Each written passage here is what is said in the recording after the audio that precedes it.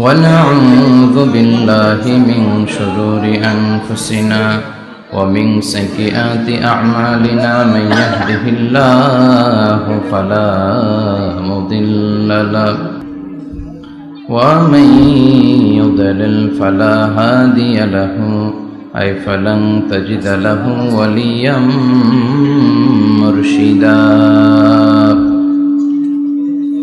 ونشهد أن لا إله إلا الله وحده لا شريك له هو الذي لا ضد له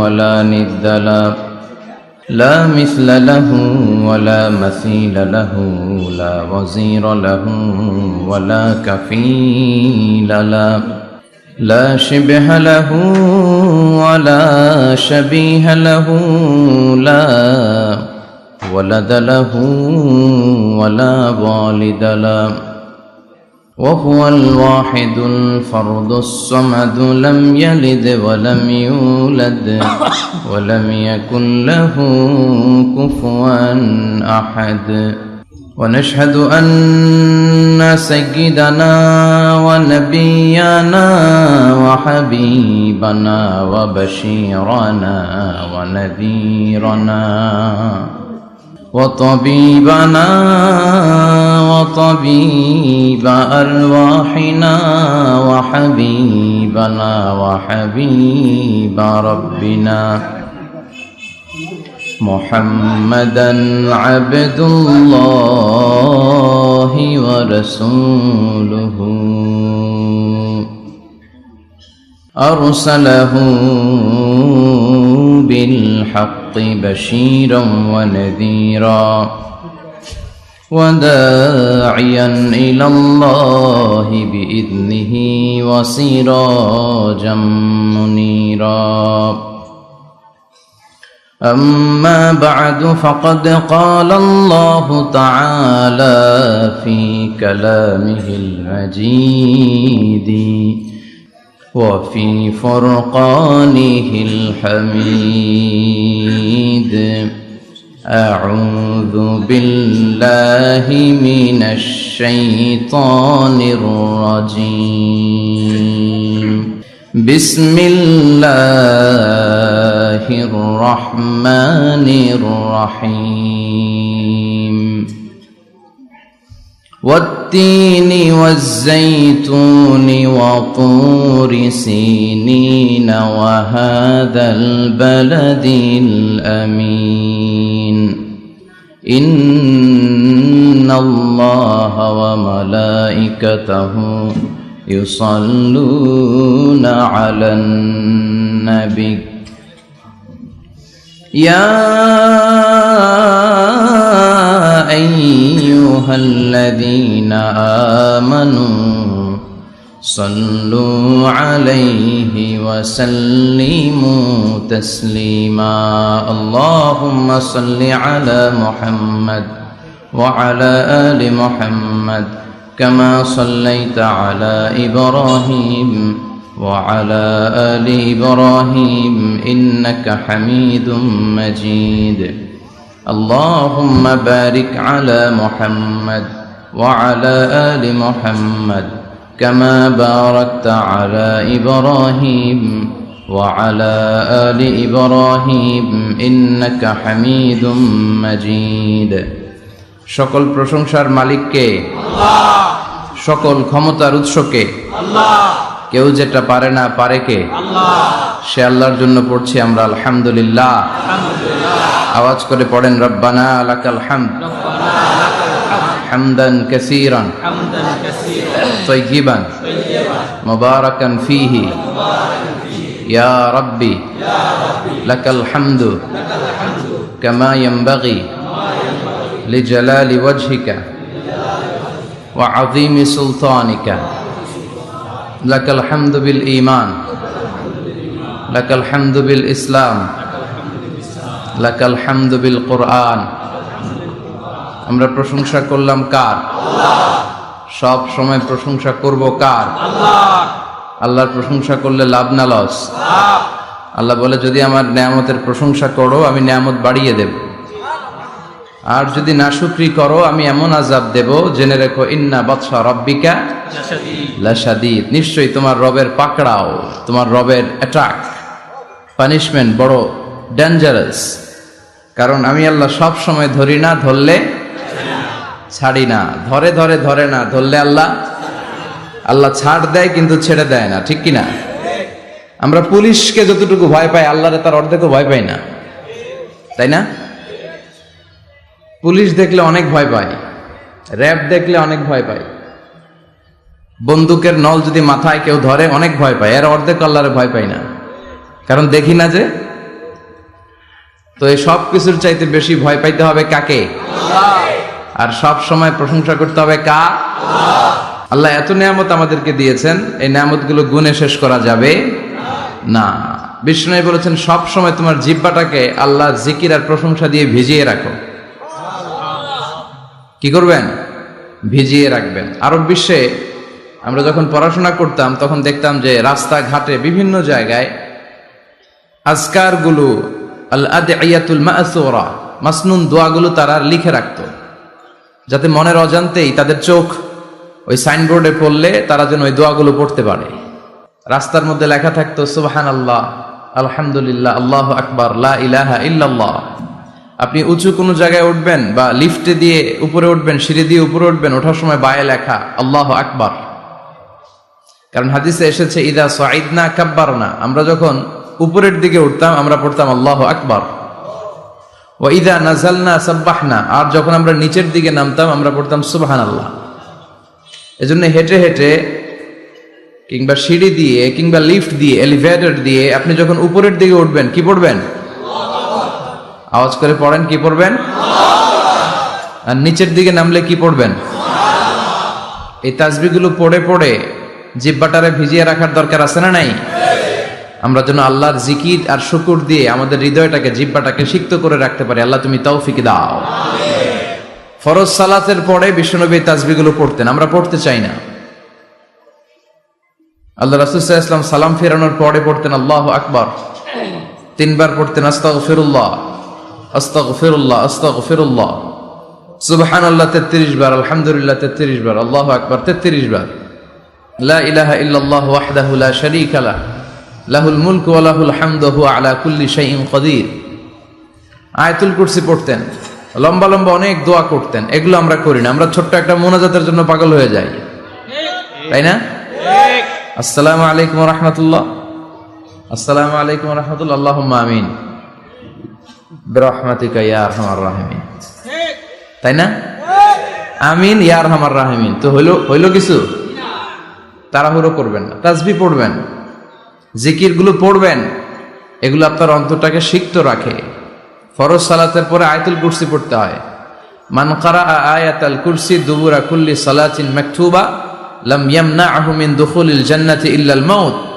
প্রত্যেক ফরজ সালাতের পরে যে আয়াতুল কুরসি পড়ে তার জান্নাতে ঢোকার ব্যাপারে কোনো বাধা থাকে না একটি জিনিস ছাড়া, সেটা হলো তার মৃত্যু। লোকটা মরে না তাই জান্নাতে যায় না, মরলেই জান্নাতি। প্রত্যেক ফরজ সালাতের পরে আয়াতুল কুরসি পড়বেন তো? আর সর্বাবস্থায় বেশি বেশি করে পড়বেন আস্তাগফিরুল্লাহ। কি পড়বেন? আমার সাথে আওয়াজ করে পড়েন আস্তাগফিরুল্লাহ, আর আওয়াজ করে পড়েন আস্তাগফিরুল্লাহ। বেশি বেশি যারা ইস্তেগফার করে তাদের 5টা লাভ। আওয়াজ করে বলতে হবে কয়টা? 5টা। নাম্বার 1, মান লাজিমাল ইস্তিগফার জাআলাল্লাহু লাহু মিন কুল্লি দীকিন মাখরাজা। যে সব সময় ইস্তেগফারের সাথে লাজিমা মানে লেগে থাকে, আঠার মতো। কিসের মতো? চুইংগাম খান না আপনারা? চুইংগাম যদি হাতের মধ্যে লাগান আঠার মতো লেগে থাকে না? বাচ্চারা আবার দুষ্টামি করে চুইংগাম খেয়ে আরেকজনের চুলের মধ্যে লাগাই দেয়, আছে না নাই?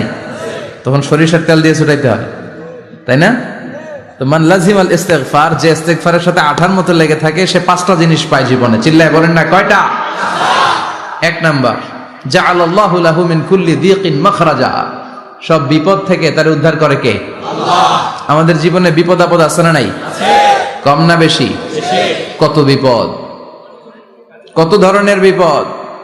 যে কোনো সময় দুর্ঘটনা হতে পারে, রোড অ্যাক্সিডেন্ট আছে না নাই? আছে। যে কোনো সময় গুম হয়ে যেতে পারেন, আপনারা খুঁজে পাবেন আপনার স্বজনরা। যে কোনো সময় ক্রস ফায়ারের মধ্যে পড়তে পারেন, ঠিক কিনা? যে কোনো সময় বজ্রপাতে আপনি নিহত হতে পারেন, ভূমিকম্পের মাঝখানে পড়তে পারেন, দুজন কোবাকবি লাগছে, আপনি মাঝখানে হইতে পারে না? জাআলাল্লাহু লাহু মিন কুল্লি দিকিন মাখরাজা। এরকম সব ধরনের বিপদ থেকে তারে রক্ষা করবে কে? আল্লাহ। যদি ইস্তেগফারের সাথে আঠার মতো লেগে থাকা যায়। এই হলো নাম্বার 1। নাম্বার 2, ওমিন কুল্লি হাম্মিন ফারাজা। যে সব সময় আঠার মতো ইস্তেগফারের সাথে লেগে থাকবে, আল্লাহ তাকে দুশ্চিন্তা থেকে মুক্তি দিবেন, তার কোনো টেনশন থাকবে না। সুবহানাল্লাহ পড়েন। আমাদের জীবনে টেনশন আছে না নাই? জীবন নিয়ে টেনশন, মরণ নিয়ে টেনশন, ক্যারিয়ার নিয়ে টেনশন, বাড়ি ভাড়ার টেনশন, বিদ্যুৎ বিলের দাম বেড়ে যাচ্ছে টেনশন, ঘরের মধ্যে শান্তি নাই টেনশন, দ্রব্যের দাম বাড়তেছে, বেতন কমতেছে টেনশন, ঠিক কিনা? এই টেনশন থেকে আপনাকে মুক্ত রাখবে কে? আল্লাহ। নাম্বার 3, ওয়ায়ারযুকহু মিন হাইসু লা ইয়াহতাসিব। এমন জায়গা থেকে আল্লাহ আপনাকে রিজিকের ব্যবস্থা করবে আপনি কল্পনাই করতে পারবেন না। রিজিক দেওয়ার মালিক কে? আল্লাহ। কেউ যেটা পারে না, পারে কে? আল্লাহ। এমন জায়গা থেকে তিনি রিজিক দিবেন আপনি কল্পনাই করতে পারেন না। আপনি হিসাবই করেন না যে এখান থেকে কিছু রিজিক আমি পাবো, কিন্তু আল্লাহ ব্যবস্থা করে দিয়েছে। সুবহানাল্লাহ পড়েন। 4 নাম্বার, যতক্ষণ ইস্তেগফারের সাথে আঠার মতো লেগে থাকবেন, আল্লাহর কোনো শাস্তি আপনার উপর আসবে না। ওমা কানা আল্লাহু মুআযযিবাহুম ওয়া হুম ইস্তাগফিরুন। যতক্ষণ আপনি ইস্তেগফার করবেন, আল্লাহর আযাব আপনারে পাকড়াও করবে না। 5 নাম্বার হচ্ছে আল্লাহ আপনাকে মুস্তাজাবুদ দাওয়া বানিয়ে দিবে। মুস্তাজাবুদ দাওয়া মানে এমন ব্যক্তি, যেই ব্যক্তি দোয়া করা মাত্রই দোয়া কবুল করে কে? আল্লাহ। সবসময় ইস্তেগফার পড়তে রাজি আছেন তো? আপনারা ইমাম আহমদ ইবনে হাম্বলের নাম শুনেছেন? আমরা ইসলামে মাযহাবের প্র্যাকটিস করি, কোরআন সুন্নাহর আলোকেই আমরা করি। হানাফি, শাফিঈ, মালিকি। 4 নাম্বারটা আপনারা বলেন। হাম্বলি। হানাফি, শাফিঈ, মালিকি, তারপরে হাম্বলি। এই হাম্বলি মাযহাবের ধারক এবং বাহক ইমাম আহমদ ইবনে হাম্বল, উনি অনেক বড় যুগ শ্রেষ্ঠ মুহাদ্দিস ছিলেন। একক স্বতন্ত্র হাদিসের কিতাব হিসেবে পৃথিবী খ্যাত যে হাদিসের কিতাবটা, যেটার মধ্যে সবচাইতে বেশি সংখ্যক হাদিস আনা হয়েছে, মুসনাদ আহমদ ইবনে হাম্বল, এটার রচয়িতা উনি। সুবহানাল্লাহ পড়েন। প্রায় 40,000 হাদিসের কালেকশন ওই কিতাবের ভেতরে আছে। এই হাদিস কালেকশনের জন্য ইমাম আহমদ ইবনে হাম্বল বছরের পর বছর, যুগের পর যুগ, শহর থেকে গ্রাম, গ্রাম থেকে শহর চষে বেরিয়েছেন। ওনার শেষ জীবনটা উনি হাদিস সংগ্রহের কাজে ব্যয় করেছেন। একবার এক সফরে তিনি রাত্রিবেলা বেরোলেন। ইস্তেগফার পড়লে যে কি করে মানুষ মুস্তাজাবুদ দাওয়া হয় শুনেন। রাত্রিবেলা সফরে তিনি বেরোলেন, হাদিস সংগ্রহের সফর। পথিমধ্যে এক মসজিদে মাগরিবের নামাজ পড়লেন, এশার নামাজ পড়লেন। প্রচন্ড শীত। তিনি ভাবলেন আজকের রাতটা মসজিদেই কাটায় দেই, ফজরের সালাত পড়ে তারপরে বেরোব। ব্যাগ থেকে কাঁথা বের করে তিনি শুয়ে পড়লেন। কিন্তু মসজিদের দারোয়ান এসে বলে, মসজিদে তো থাকা যাবে না, আপনি বের হন। ইমাম আহমদ ইবনে হাম্বল বললেন, আমি বৃদ্ধ মানুষ, প্রচন্ড শীত, কই যাব? আমি ফজরেরও মুসল্লি, ফজর নামাজ এই মসজিদে পড়বো, আমারে বাজান তুমি থাকতে দাও। দারোয়ান বলেন, নো, থাকা যাবে না, মসজিদে থাকা যাবে না, বের হন, না হলে গাঠটি সহ বের করে দেব। চিনে নাই এটা যে ইমাম আহমদ ইবনে হাম্বল, সে বুঝতে পারে নাই। তো দারোয়ানের সাথে সুবিধা করতে না পেরে ইমাম আহমদ ইবনে হাম্বল ব্যাগ নিয়ে বেরোয় গেলেন। প্রচন্ড শীত, কাঁপছেন। হঠাৎ দেখে সামনে এক বাজার, ওই বাজারে এক খাব্বাজ বসে আছে। খাব্বাজ মানে রুটি বিক্রেতা। খাব্বাজ মানে যুবক, একজন রুটি বিক্রেতা, রুটি বিক্রি করে। যে যুবককে সালাম দিলেন, আসসালামু আলাইকুম। যুবক পড়লো, আলাইকুম আসসালাম। ইমাম আহমদ ইবনে হাম্বল বলল, যুবক, আমি মুসাফির মানুষ, থাকার জায়গা নাই, প্রচন্ড শীত। এই যে তুমি চুলার মধ্যে উনুনে রুটি বানাচ্ছ, আমি যদি তোমার চুলার পাশে বসে রাতটা কাটাই, তোমার কোনো সমস্যা হবে?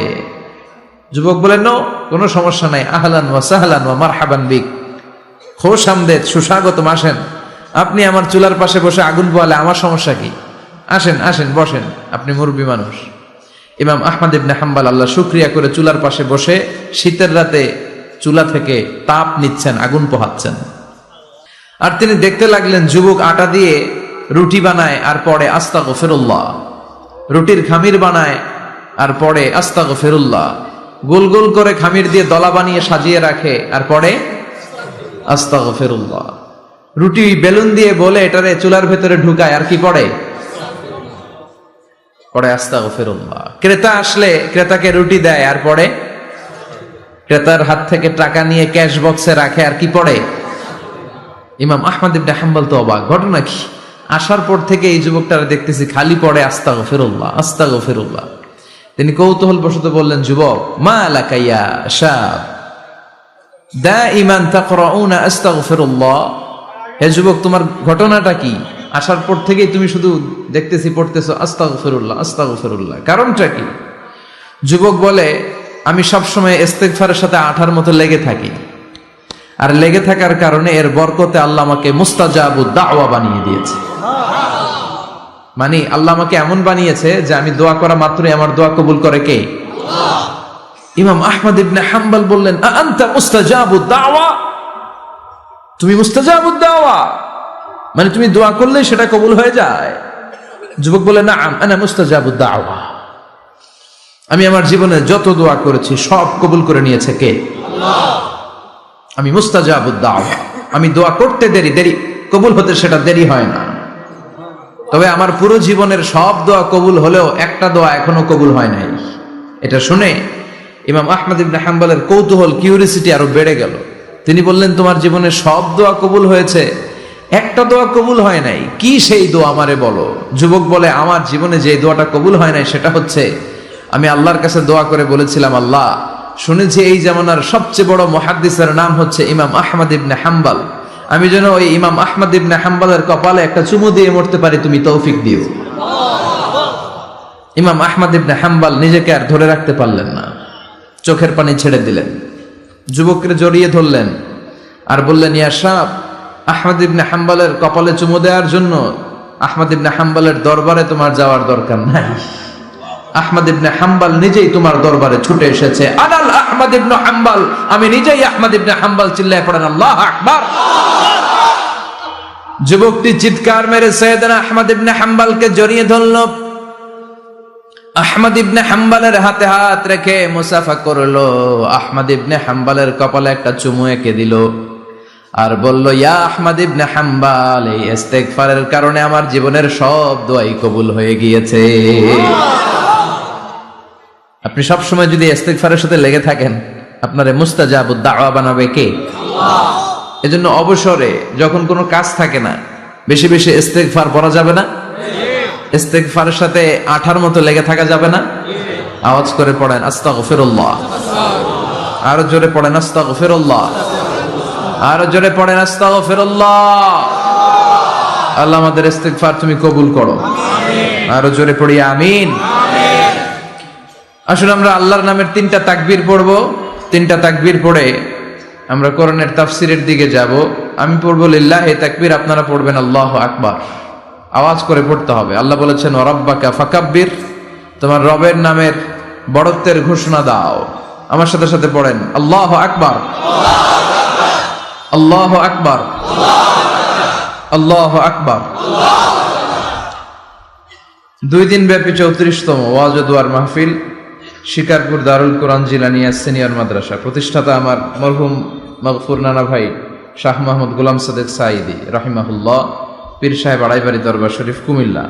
আল্লাহ ওনার কবরটাকে তুমি জান্নাতুল ফেরদাউসের বাগান বানাও, আমিন। আজকের প্রোগ্রামের সভাপতি হযরত মাওলানা গোলাম পরওয়ার সাঈদী আরাফাত, আমার সম্মানিত মামা শ্বশুর, পীর সাহেব আড়াইবাড়ি দরবার কুমিল্লা। আল্লাহ ওনাকেও তুমি ইসলামের জন্য কবুল করো, আমিন।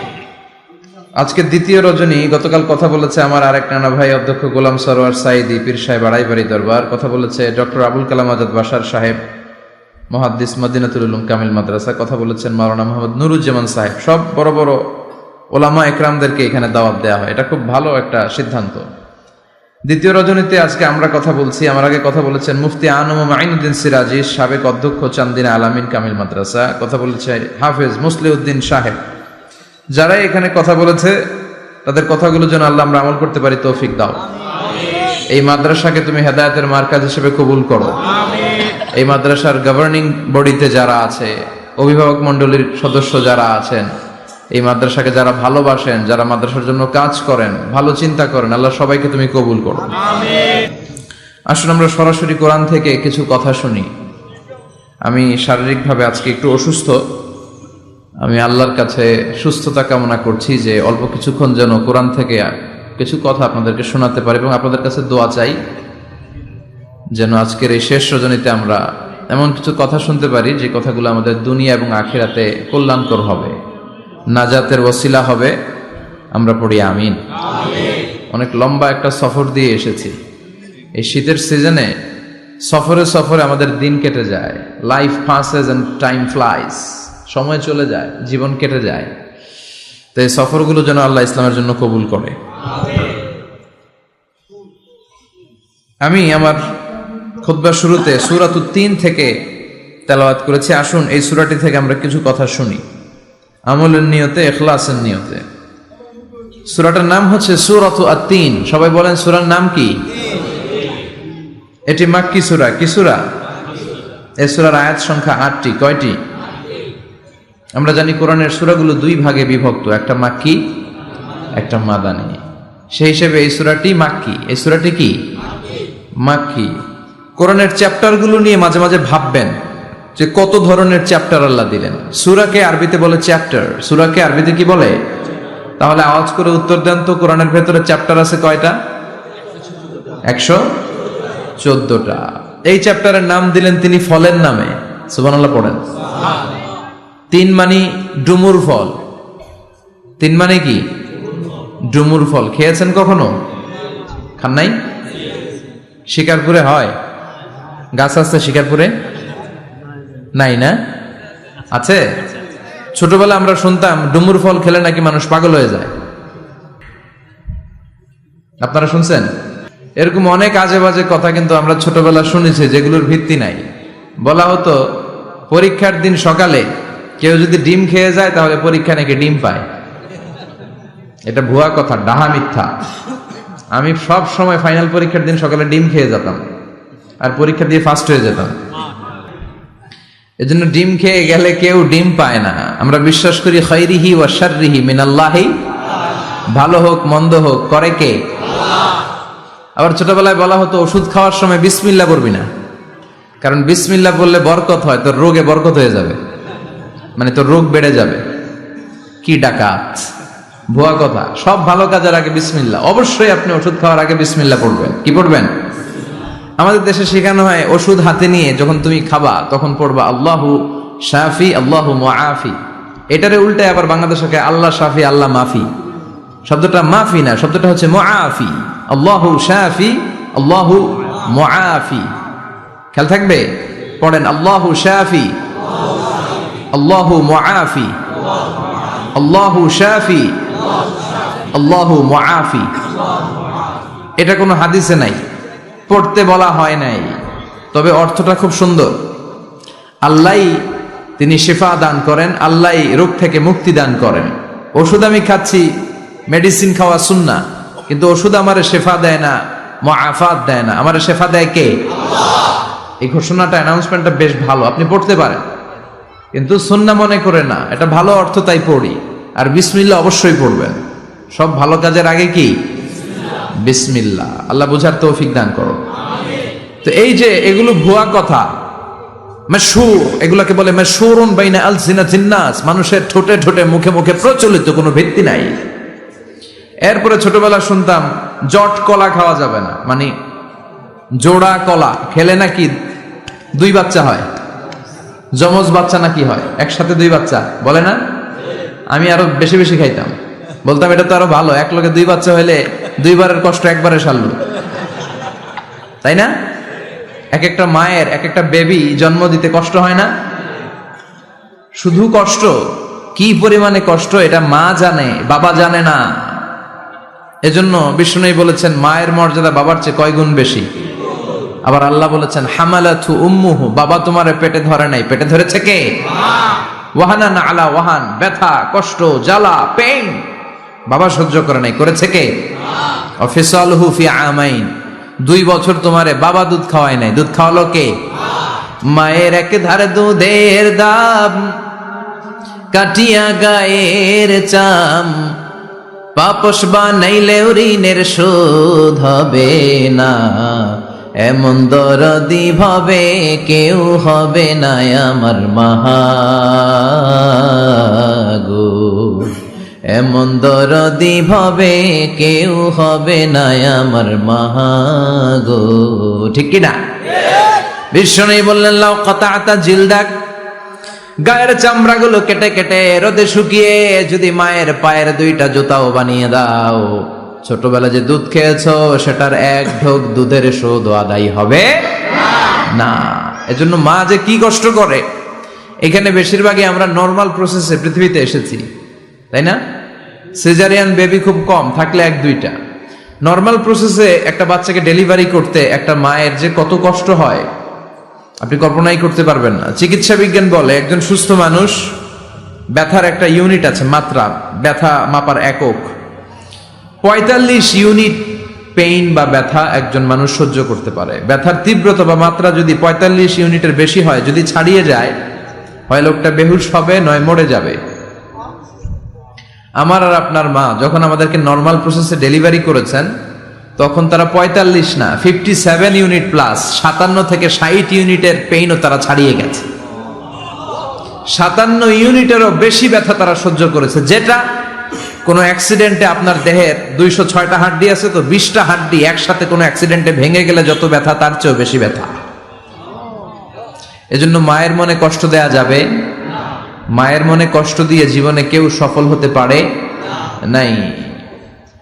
সাইয়েদনা মূসা আলাইহিস সালাম আল্লাহর একবার জিজ্ঞেস করলেন, আল্লাহ মাইয়াকুনু জালিসি ইয়াউমাল কিয়ামা, আল্লাহ আমার সাথে কিয়ামতের দিন জান্নাতে সাথী কে হবে? আল্লাহ বললেন, জালিসুকা ফিল জান্নাতি জাজ্জার, তোমার সাথী হবে কিয়ামতের দিন বিচার শেষে জান্নাতে যখন ঢুকবা তোমার সাথী হবে একজন কসাই। কসাই চিনেন? কি করে? গোশত কাটে। সাইয়েদনা মূসা আলাইহিস সালাম অবাক হলেন, ঘটনা কি? কসাই? আমি হইলাম নবী আর আমার সাথে জান্নাতে থাকবে? হাউ কাম ইটস পসিবল, এটা কিভাবে সম্ভব? আল্লাহ বললেন, নিজেই দেখে আসো এটা কেমন কসাই। সাইয়েদনা মূসা আলাইহিস সালাম ছদ্মবেশে কসাইয়ের দোকানে দাঁড়িয়ে রইলেন। দেখলেন স্পেশাল বিশেষ কোনো আমল নাই, কসাই শুধু গোশত কাটে, গোশত বিক্রি করে। দিন শেষে দোকান বন্ধ করে প্যাকেটের ভেতরে গোশত নিয়ে বাড়িতে রওনা হয়েছে। বাড়ির ভেতরে ঢুকে যাওয়ার পর সাইয়েদনা মূসা আলাইহিস সালাম ঘরের দরজার কড়া নাড়লেন। কসাই বলে, মান আনতা, তুমি কে? মূসা আলাইহিস সালাম বললেন, আনা মুসাফির, আমি মুসাফির, থাকার জায়গা নেই, আপনি যদি থাকার জায়গা দেন আপনার বাড়িতে থাকবো। কসাই বলে, আসেন। সাইয়েদনা মূসা আলাইহিস সালাম ঢুকলেন। কসাই বলে, এই ঘরে একটু থাকেন, ওই ঘরে আমার একটু কাজ আছে। মূসা আলাইহিস সালাম বললেন, যান, কাজ সেরে আসেন। মূসা আলাইহিস সালাম খেয়াল করলেন ওই ঘরে মাচার উপর থেকে বয়োবৃদ্ধ এক নারীকে তিনি নামিয়ে গোসল করালেন, টাওয়াল দিয়ে গা মুছিয়ে দিলেন। এরপর দোকান থেকে আনা সুন্দর গোশতের টুকরাটারে নিজ হাতে কেটে রান্না করলেন। তারপর রুটি বানালেন আর গোশত আর রুটি হাতে নিয়ে ওই মহিলার মুখে তুলে দিচ্ছেন। মহিলা খাচ্ছে, খায় আর বিড়বিড় করে কি যেন দোয়া পড়ে। সুবহানাল্লাহ পড়বেন না? ওই মহিলাকে খাওয়ানোর পরে কসাই সাইয়েদনা মূসা আলাইহিস সালামকে মেহমান হিসেবে খাবার নিয়ে আসলেন। বললেন, ও পথিক, খাবার খান, সকালবেলা আপনিও চলে যাবেন, আমিও যাব আমার দোকানে, খেয়ে আপনি ঘুমিয়ে পড়েন। মূসা আলাইহিস সালাম বললেন, ততক্ষণ পর্যন্ত তোমার আনা খাবারে আমি হাত দিব না যতক্ষণ না তুমি বলবা ওই মহিলাটাকে। কসাই বলে, হাদিহি উম্মি, এটা আমার মা। হাদিহি উম্মি, এটা আমার মা। এই দুনিয়া এই মা ছাড়া আমার কেউ নাই, আমিও ছাড়া আমার মায়ের কেউ নাই। তাই প্রতিদিন দোকানের কাজ শেষ করে গোশত এনে রান্না করে আমার মারে আমি খাওয়াই। হাদিহি উম্মি, এটা আমার জনম দুঃখিনী মা। সাইয়েদনা মূসা আলাইহিস সালাম, বুঝলাম তোমার মা, কিন্তু তুমি যখন রুটি তোমার মায়ের মুখের ভেতরে তুলে দিচ্ছিলে তোমার মা বিড়বিড় করে কি যেন পড়লো, কি পড়ে তোমার মা? কসাই বলে, আমার মায়ের একটা পাগলা দোয়া আছে। কি দোয়া? আমি জানি কশিন কালো এই দোয়া কবুল হবে না। আবেগের বশবর্তী হয়ে প্রতিদিন আমার মা আমার খেদমতে আমার উপর এত সন্তুষ্ট হয়ে যায়, এত খুশি হয়ে যায়। আমার মা প্রতিদিন বলতে থাকে, আল্লাহুম্মা জাআল ইবনি জালিসা মূসা ইয়াউমাল কিয়ামাহ।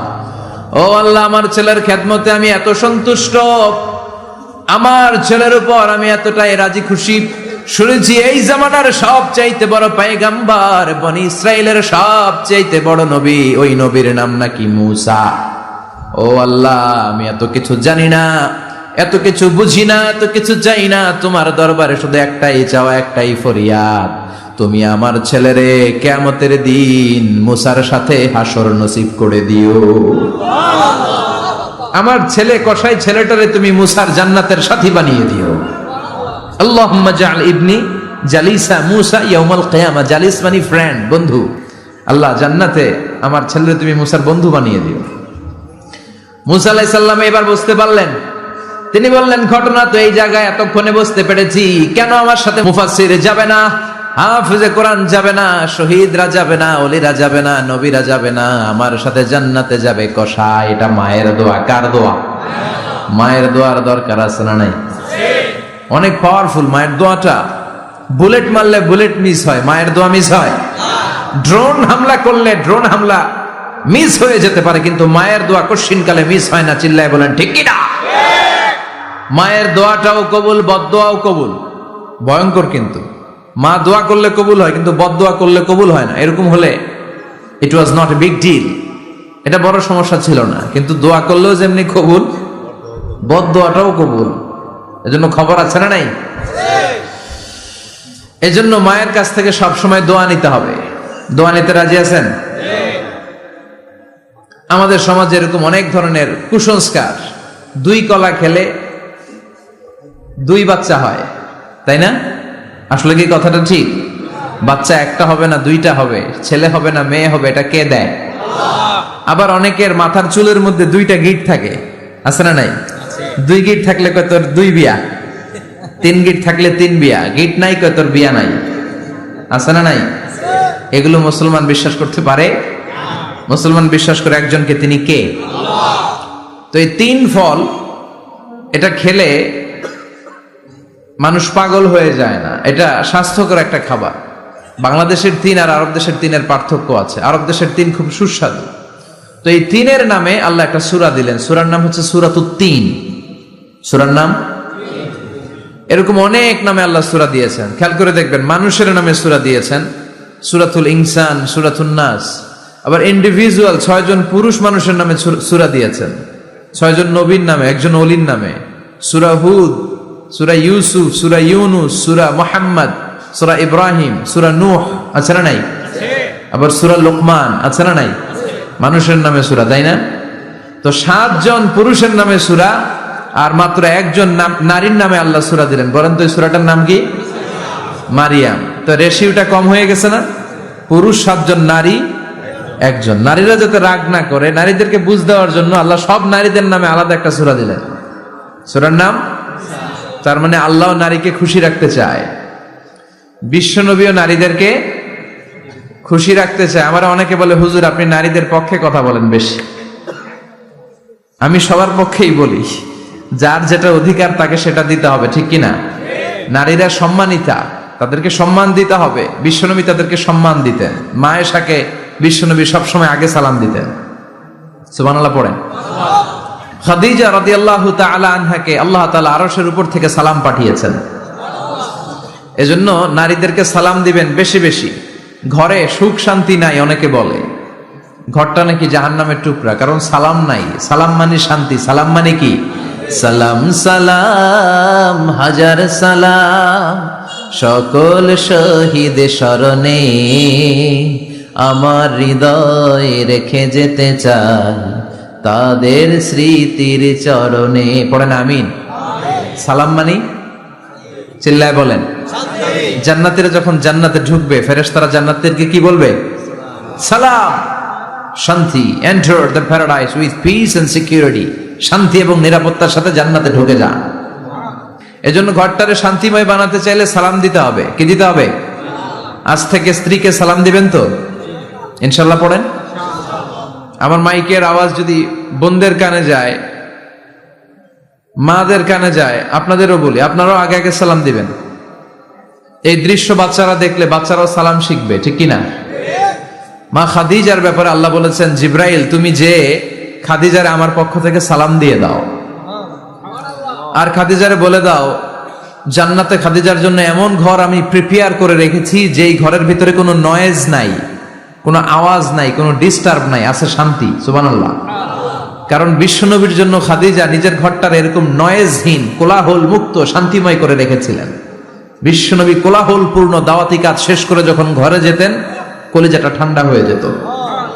বিশ্বনবীর জন্য এমন একটা ঘর রেখেছিলেন মা খাদিজা, ওই ঘরে বিশ্বনবী যখন প্রবেশ করতেন, বাইরে যত মারপিট হয়েছে, মারামারি হয়েছে, কাফেরদের যত অত্যাচার সহ্য করেছে, ঘরে ঢোকার সাথে সাথে নবী সব ভুলে যেতে। এত মায়া, শান্তি, প্রশান্তির ঘর খাদিজা বানিয়েছিল। এজন্য আল্লাহ বলেছে, জিব্রাইল খাদিজারে বলো, খাদিজার জন্য এমন জান্নাত আমি রেখেছি যে জান্নাতে কোনো সাউন্ড নাই, আওয়াজ নাই, ডিস্টার্ব নাই, কোলাহল নাই, কোনো নয়েজ নাই। চিল্লায় পড়েন আল্লাহু আকবার। এজন্য মায়েরা খাদিজার জীবনী থেকে শিক্ষা, স্বামীর জন্য ঘরটারে প্রশান্তিপূর্ণ করে রাখবেন। প্রশান্তির একটা জায়গা যেন হয়। কানের কাছে এসে বেশি বেশি ঘ্যান ঘ্যান করেন না। ঘরে ঢুকলে চাল নাই, ডাল নাই, এটা লাগবে, ওইটা লাগবে, ছেলের ওইটা লাগবে। আস্তে আস্তে অনেক স্বামী হার্ট অ্যাটাক করে স্ত্রীর কারণে, জানেন ঠিক কিনা? ওই কয় ঠিক, সবাই ভুক্তভোগী, কমন পড়ে গেছে। দুই পক্ষেরই বললাম, স্বামীরাও সালাম দিবেন, স্ত্রীরাও দিবেন। সালাম মানে শান্তি, তো ঘরটারে শান্তি দিয়ে ভরে দিবে কে? আর একে অপরের প্রতি শ্রদ্ধাবোধ রাখবেন। তো নারীদেরকে খুশি করার জন্য আল্লাহ সূরা দিলেন, সূরাতুন নিসা। প্রাণীদের নামে অনেক সূরা আছে, সূরাতুল বাকারা আছে না নাই? বাকারা মানে কি? গাভী। গাভীর দুধ খাবেন। বিষ্ণু বলেছেন, গরুর গোশত খেয়েও কম, দুধ খেয়েও বেশি। আলাইকুম বিআলবানিল বাকার, তোমাদের উচিত গরুর দুধ খাওয়া। ফাইন্নাহা তুরাম্মু মিনাল আশজার, কেননা গরুর দুধ এটা হচ্ছে সবুজ ঘাস আর পাতার নির্যাস। ফি লাবানিহা শিফা, গরুর দুধে আছে শিফা। ও ফি লুহুমিহা দা, গরুর গোশতে আছে রোগ। গোশতে আছে কি? গরুর গোশত খাইলে রোগ বাড়ে না? অনেক ডাক্তার আছে, এরা সিরিয়াল নেয় না যারা গরুর গোশত খায় বেশি। বলে লাল মাংস যারা খাবে এরা যেন আবার সিরিয়াল না দেয়। আছে না নাই? বিশ্বনবীর খাবারের তালিকায় দুধ ছিল। বিশ্বনবী বলতেন বেশি বেশি দুধ খেও। এবং বিশ্বনবী বলেছেন, মায়েরা যেন তাদের বাচ্চাদেরকে দুধ খাওয়ায়। মায়ের বুকে প্রথম যে দুধটা, সেটাকে বলে শাল দুধ। এটা বাচ্চার জীবনের প্রথম প্রাকৃতিক টিকা। সুবহানাল্লাহ পড়েন। আমরা কত টাকা দিয়ে দামি দামি টিকা দেই, কিন্তু প্রথম টিকাটা আল্লাহ ফ্রি দিয়েছেন। সুবহানাল্লাহ পড়েন। বাকারার নামে সূরা দিলেন, আনকাবুত মাকড়সার নামে সূরা দিলেন, নাহাল মৌমাছির নামে সূরা, নামাল পিঁপড়ার নামে সূরা। সুবহানাল্লাহ পড়েন। এইভাবে আপনি খুঁজলে কোরআনের চ্যাপ্টার গুলো যে কত সুন্দর সুন্দর নাম দিয়ে আল্লাহ দিয়েছেন, তারই ধারাবাহিকতায় আজকের সূরাটির নাম দিয়েছেন আল্লাহ একটা ফলের নামে। কিসের নামে? তিন ফলের নামে। সূরার নাম কি? সাইয়েদনা বারা ইবনে আযিব রাদিয়াল্লাহু তাআলা আনহু বর্ণনা করেন, বুখারীর বর্ণনা। তিনি বলেন, সামি'তু রাসূলুল্লাহ ইয়াকরাউ সূরাতাত তিন ফি সালাতিল ইশা। আমি বারা ইবনে আযিব রাদিয়াল্লাহু তাআলা আনহু এশার নামাজে বিশ্ব নবীকে সূরাতুত তিন তেলাওয়াত করতে শুনেছি। কোন নামাজে? কোন সূরা পড়তেন? কোন নামাজে? কোন সূরা? মনে থাকবে? পড়বেন তো? তিনি বলেছেন, এশার নামাজে আমি বিশ্ব নবীকে সূরাতুত তিন তেলাওয়াত করতে শুনেছি। ফামা সামি'তু আহসানা সাউতিন মিন সাউতি রাসূলিল্লাহ। আল্লাহ রাসূলের কণ্ঠের চাইতে এত মধুর কণ্ঠ আমার জীবনে শুনি নাই। বিশ্বনবী যখন তেলাওয়াত করতেন, সাহাবাদের কলিজা ঠান্ডা হয়ে যেত। সাহাবারা মাঝে মাঝে খাবার না পেলে, ঘরে খাদ্য না থাকলে বিশ্বনবীর কাছে চলে আসতেন।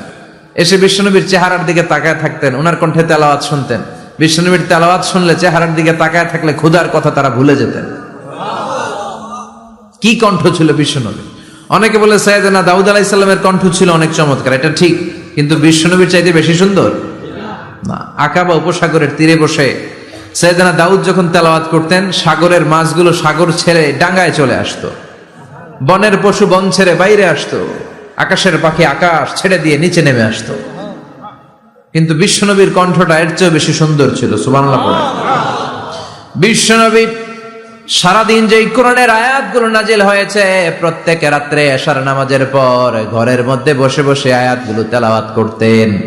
আর মক্কার আবু জাহেল, উতবা, সাইবা, ওয়ালিদ ইবনে মুগীরা সবাই লুকিয়ে লুকিয়ে তেলাওয়াত শোনার জন্য বাড়ির চিপায় চলে আসতো। আবু জাহেল, উতবা, সাইবা, এটা কি বিশ্বনবীর পক্ষের লোক না বিপক্ষের? বিপক্ষের লোক হয়েও নবীর কণ্ঠের তেলাওয়াত শোনার জন্য পাগল। তাইলে কণ্ঠটা কি নরমাল কণ্ঠ ছিল? যেন তেন কণ্ঠ ছিল? আবু জাহেল ছিল মক্কা শহরের প্রেসিডেন্ট। সে ঘোষণা দিয়ে দিত, কেউ মুহাম্মাদের কণ্ঠের তেলাওয়াত শুনবা না, শুনতে যেতে পারবা না। সবাইকে নিষেধ করে রাত্রিবেলা চোরের মতো নিজেই যাইত। সুবহানাল্লাহ পড়েন।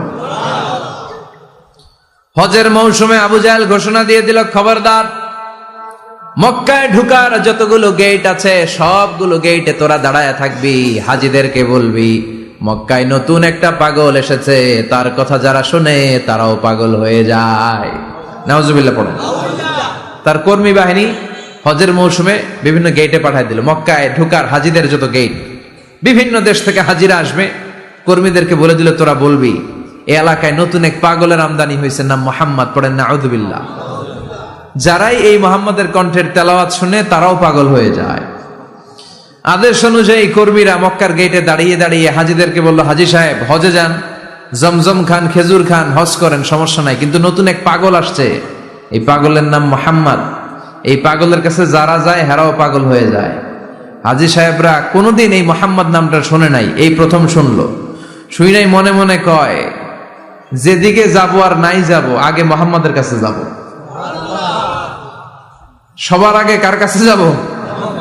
কারণ মানুষের একটা অভ্যাস হচ্ছে, আল ইনসানু হারিসুন আলা মা মুনিয়া, মানুষের যেটা করতে নিষেধ করা হয় বেশি, ওইটা মানুষ করে বেশি। মনে মনে হাজিরা বলে, তোমরা নিষেধ করছো তো অবশ্যই যাব, দেখি মুহাম্মদটা কে। তার মানে আমাদের বিরুদ্ধে অপপ্রচার করলে এটা আমার পক্ষের প্রচার হয়ে যায়। সুবহানাল্লাহ পড়েন। ইসলামের বিরুদ্ধে অপপ্রচার করলে এটা কি হয়ে যায়? প্রচার হয়ে যায়। ইউরোপ আমেরিকাতে ইসলামের নামে ট্যাগ লাগায় এক্সট্রিমিস্ট, জঙ্গি। আমরা নাকি জঙ্গি, আমরা নাকি এক্সট্রিমিস্ট। তো যারা সিভিলিয়ান আছে, খ্রিস্টিয়ান সিভিলিয়ান, ইউরোপ আমেরিকার সাধারণ জনগণ, তারা ভাবে ঘটনা নাকি মুসলমানদের বিরুদ্ধে এত কথা কেন? যারা ইসলাম নিয়ে গুগলে সার্চ করে, বিভিন্ন বই পড়ে, কোরআনের ইংলিশ ট্রান্সলেশন পড়ে। আগে তারা ইসলাম সম্পর্কে জানতো না, কিন্তু সবাই যখন বলা শুরু করছে জঙ্গি জঙ্গি জঙ্গি, ইসলাম মানে জঙ্গি, তখন তারা ইসলাম সম্পর্কে পড়তে শুরু করে দিয়েছে। পড়তে পড়তে ইসলামের সুন্দর বাণীগুলো পড়ে ওদের হৃদয় ঠান্ডা হয়ে যায়। যাদের নসিব ভালো, অনেকে কালিমা পড়ে মুসলমান হয়ে যায়। ইউরোপ আমেরিকাতে মুসলমানের সংখ্যা দিন দিন বাড়ছে। মাঝে মাঝে পত্র পত্রিকায় দেখবেন যে কনভার্টেড মুসলমান, ও মুসলমান, ও মুসলমান। ধারণা করা হচ্ছে 2070 সালের মধ্যে ইউরোপ আর আমেরিকায় মুসলমান হয়ে যাবে সংখ্যাগরিষ্ঠ। খ্রিস্টানদের ছাড়িয়ে মুসলমানদের সংখ্যা ইউরোপ আমেরিকায় বেড়ে যাবে। সুবহানাল্লাহ পড়েন। সেই দিন বেশি দূরে নয়, যেদিন কালেমার পতাকা হোয়াইট হাউসের উপরে শোভা পাবে। ঘোষণাটা কার? চিল্লায় বলেন, ওয়াদাটা কার? আবু জাহেল ঘোষণা দিয়েছে, কেউ যেতে পারবে না, কিন্তু লুকিয়ে লুকিয়ে নিজেই যায়। একটা নির্ধারিত সময় বিশ্বনবী তেলাওয়াত করতেন, আর ওই তেলাওয়াতের সময় আবু জাহেল, উতবা, সাইবা, ওয়ালিদ ইবনে মুগীরা সবাই লুকিয়ে লুকিয়ে বিশ্বনবীর ঘরের চারদিকে কান পেতে মধুর কণ্ঠের তেলাওয়াত শুনতো। ফ্রি ফ্রি আরামসে শুনতো এই তেলাওয়াত। বিশ্বনবীর তেলাওয়াত যখন শেষ হয়ে যেত, এরা ভাগলপুর দিত দৌড়। ফিরে যাওয়ার রাস্তা থাকতো একটা, কয়টা? দেখা হয়ে যেত। একজন আরেকজনকে দোষারোপ করতো। আবু জাহেল বলতো, কিরে তোরা আসলি কেন? ওরা বলে, তুই এলি কেন? দিনের বেলা ভাষণ দেশ মোহাম্মদের বিরুদ্ধে, রাত্রে বেলা চোরের মতো তুই আসিস কেন? একে অপরকে দোষারোপ করে। আবু জাহেল বলে, ঠিক আছে, কাল থেকে আমিও আসবো না, তোরাও আসবি না। চল আমরা শপথ নেই যে কেউ আসবো না। দস্তখত দে, সিগনেচার দে, যেই আসবে তার মাথার চুল কামিয়ে আলকাতরা মেখে মক্কার বাজারে ঘুরিয়ে ঘুরিয়ে অপমান করা হবে। সবাই রাজি। আবু জাহেল বলে, দে, রাজি হলে সিগনেচার দে। সবাইকে আবু জাহেল, তুই নেতা, তুই আগে দে। আবু জাহেল 1 number, number 2 Utba, number 3 Saiba, সবাই সিগনেচার। কালকে কেউ যাবে না, কেউ যাবে না। দিন গড়িয়ে রাত আসে। বিশ্বনবীর যখন তেলাওয়াত করার টাইম, ওই টাইমে আবু জাহেলের তেলাওয়াত শোনার প্যারা উঠছে।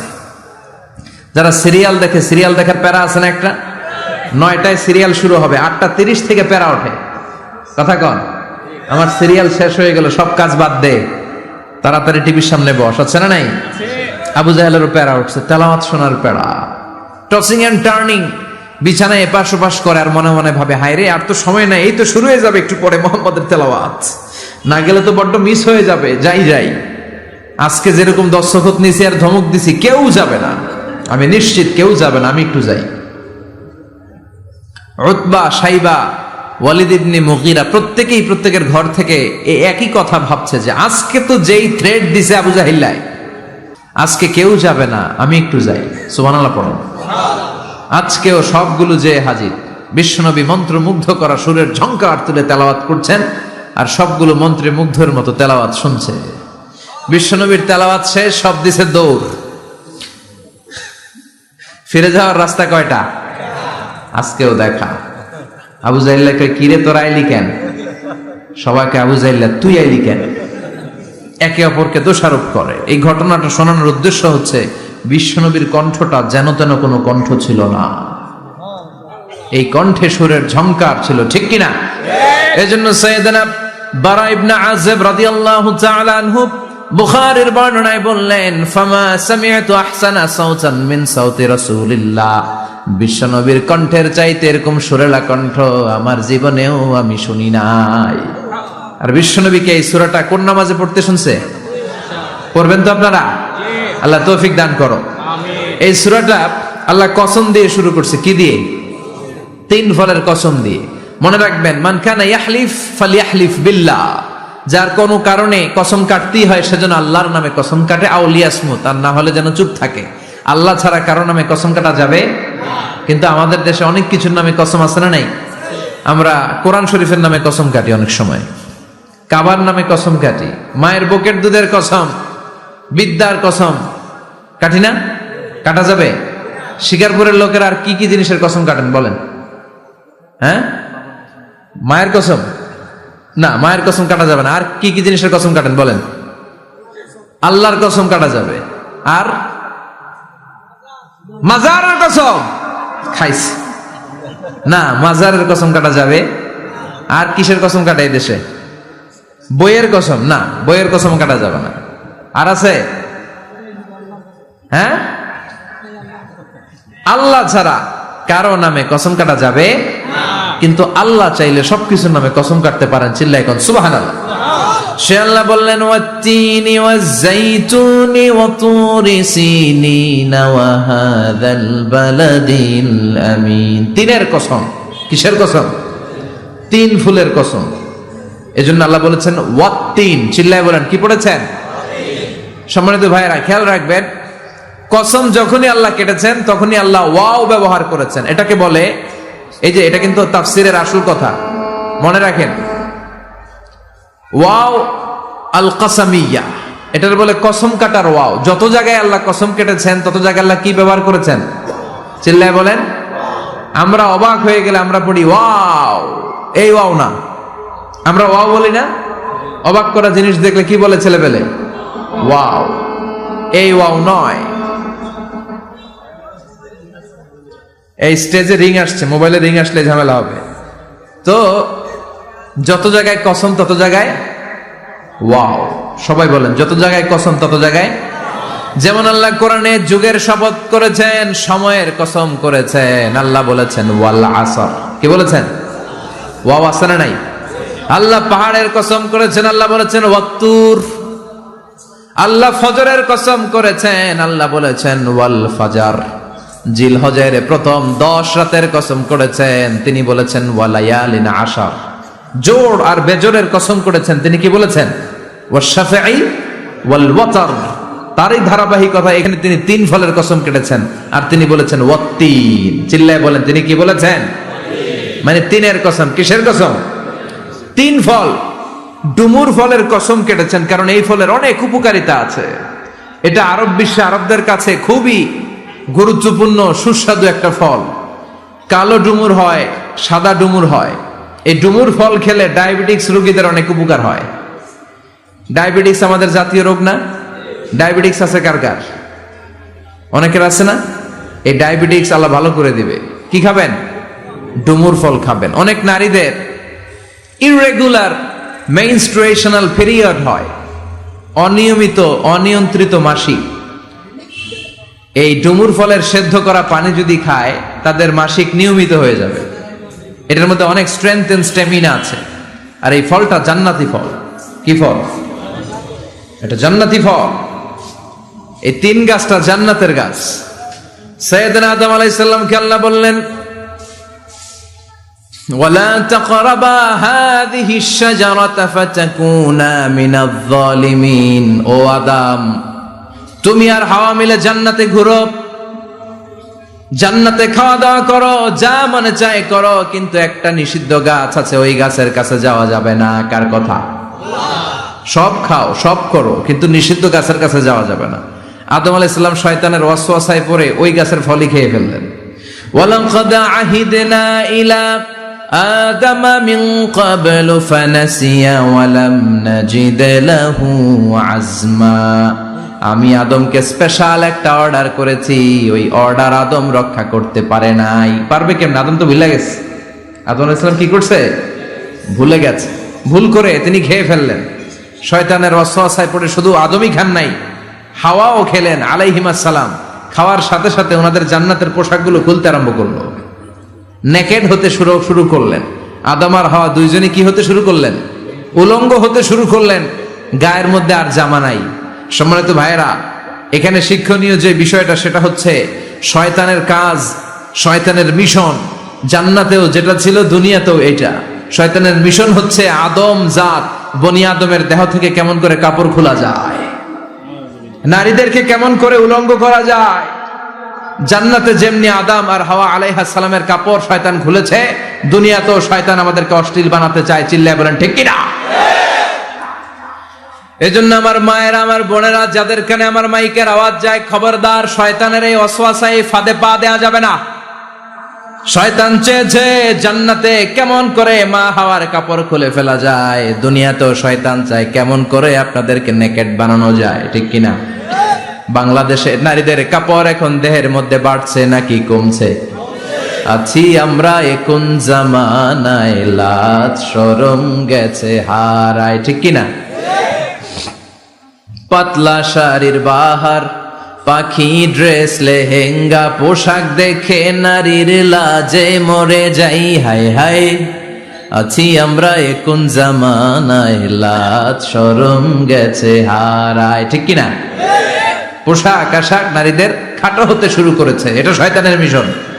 এজন্য মায়েরা বোনেরা খবরদার, পোশাককে ছোট করবেন না, খাটো করবেন না, হেজাব পরবেন। এই হেজাবকে ফরজ করেছে কে? এই হেজাব আপনার অধিকার, আপনার অধিকার আপনি বুঝে নেন।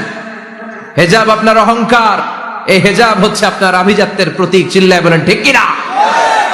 নারী অধিকারের যারা কথা বলে, নারী আন্দোলনের কথা যারা বলে, তাদের কথায় কান দিবেন না। এরা বক্তব্যের মঞ্চে উঠে নারীর অধিকারের কথা বলে, কিন্তু তাদের ঘরেই নারীরা বেশি নির্যাতিতা, তাদের ঘরের কাজের মেয়েগুলাই বেশি নির্যাতিতা। চিল্লায় কোন ঠিক কিনা? তারাই লোহা গরম করে কাজের মেয়েগুলোর পিঠে ছ্যাঁক দেয়, তারাই সুযোগ পেলে ধর্ষণে সেঞ্চুরি করতে দ্বিধাবোধ করে না। চিল্লায় কোন ঠিক কিনা? শয়তানের মিশন জান্নাতে ছিল যেটা, দুনিয়াতেও এটা। পোশাক কি করে আলাদা করা যায়? এই জন্য হেজাব যেন আমরা ভুলে না যাই। হেজাব আপনার আভিজাত্যের প্রতীক, আপনার সৌন্দর্য, আপনার সম্ভ্রম, আপনার স্ট্যাটাস তো আপনার হেজাবের মধ্যে শোভা পায়। ঠিক কিনা? কিন্তু দিনকে দিন পোশাক ছোট হতে শুরু করেছে। নতুন নতুন অনেক পোশাক বেরোয় নারীদের। কি পোশাক আছে বলেন তো একটা? হ্যাঁ, পাখি, আর কি আছে? লেহেঙ্গা, আর কিরণমালা, আর এগুলো পরবেন না, হেজাব পরবেন। হেজাবে একটা নারীকে যত সুন্দর, রূপবতী, গুণবতী, সুস্নিগ্ধা লাগে, অন্য কোন পোশাকে লাগে? আল্লাহ আমাদেরকে বোঝার তৌফিক দান করো।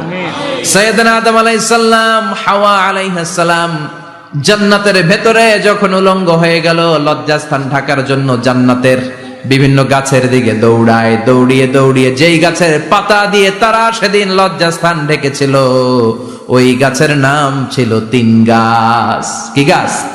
ওই তিনের কসম কোরআনে কেটেছে কে?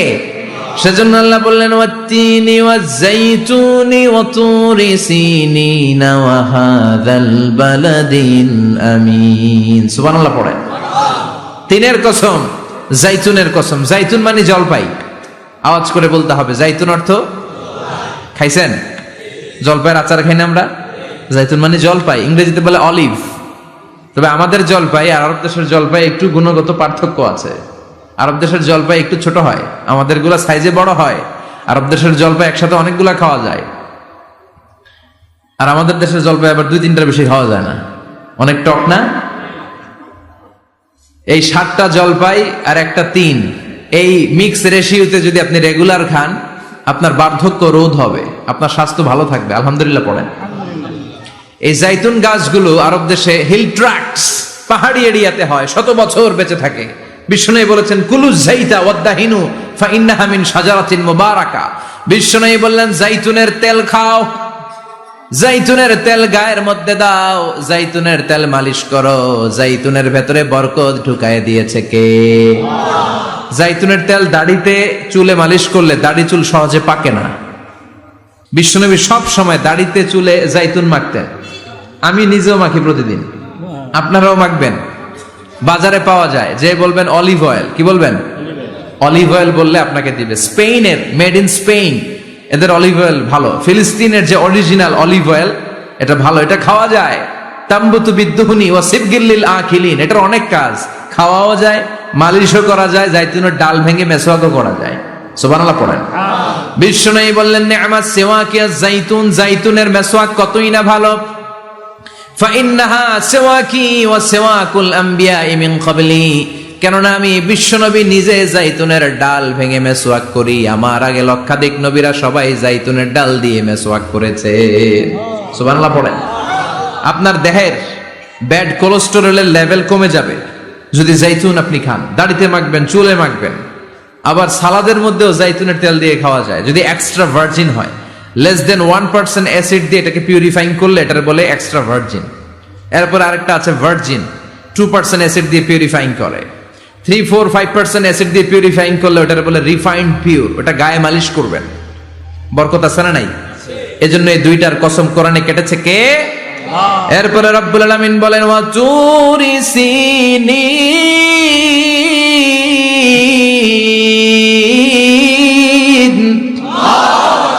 আমি তিন আর জাইতুনের কসম যেমনি কোরআনের মধ্যে করলাম, সাথে সাথে তুর পাহাড়ের কসম কাটলাম। সুবহানাল্লাহ পড়েন। সাউথ সাইনা, দক্ষিণ সিনাইয়ে এই তুর পাহাড়ের অবস্থান।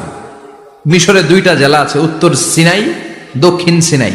এই দক্ষিণ সিনাইতে 2285 মিটার উঁচু এই পাহাড়। সাইয়েদনা মুসা আলাইহিস সালাম এই পাহাড়ে উঠে কথা বলতেন কার সাথে? তাওরাতের মতো কিতাবকে আল্লাহ তাআলা কাঠের তক্তার মধ্যে লিখে এই পাহাড়ের উপর নাজিল করেছে। কাঠের তক্তা চিনেন? কাঠ দিয়ে মোটা মোটা তক্তা বানায় না? আল্লাহ নিজ হাতে তাওরাত লিখে এই কাঠের তক্তাগুলো সাইয়েদনা মুসা আলাইহিস সালামকে দিলেন, বললেন যাও, এটার মধ্যে হেদায়েত আছে, নূর আছে, বুরহান আছে, নিয়ে যাও, বনি ইসরাইলের কাছে দাওয়াতের বাণী পৌঁছে দাও, তুমি বার্তাবাহ, যাও। সাইয়েদনা মুসা আলাইহিস সালাম দেখলেন ছোট্ট ছোট্ট কিছু কাঠের ফলকার তক্তা, ভাবলেন কাঁধের মধ্যে তুলে নিয়ে যাই, এর চেয়েও কত ভারী ভারী জিনিস আমি মুসা কাঁধের মধ্যে তুলে বেড়াই।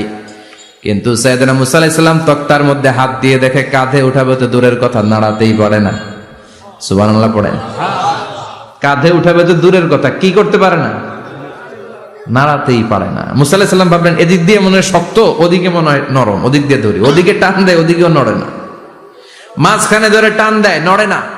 ঘটনা কি? এর চেয়ে কত বড় তক্তা কাঁধে লয়ে ঘুরি, আর এগুলো নড়ে না কেন? আল্লাহ জিব্রাইলরে বলেন না একটু হেল্প করতে? আল্লাহ বললেন যাও, তোমারে হেল্প করতে কইছে।